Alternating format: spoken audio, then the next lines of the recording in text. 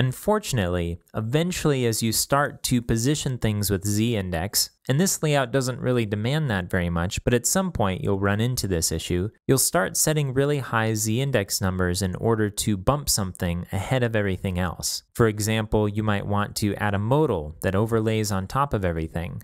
But then, oftentimes, you'll discover that there's something else that should be on top of that, and you'll have to adjust the z-index for that as well. You might end up taking an already very high number for the z-index and adding additional 9s to it to make it even bigger. Eventually, if you build a site this way, you'll end up in a situation where you're maxing out the z-index that's recognized by the browser, and you're no longer able to set one element on top of another. By that time, you'll have a lot of z-indexes already set, and you won't know how they're supposed to be layered on top of one another. That is this one bigger than this other one because it's supposed to be in front of it, or because it was supposed to be in front of something else? So a lot of front-end developers have started taking the approach of never setting a z-index to a number, but instead using variables to keep track of z-index layers inside of Sass. They might even have a separate z-index partial where they add these z-index numbers. So if you end up working on a project where you're having to set z-index often, having the ability to use variables inside of Sass to set up particular layers will go a long way towards helping you manage those layers. You can even name the layers so that it makes sense what you want to be in front of. So for example, you might have a background layer, you might have an overlay layer, or a modal layer.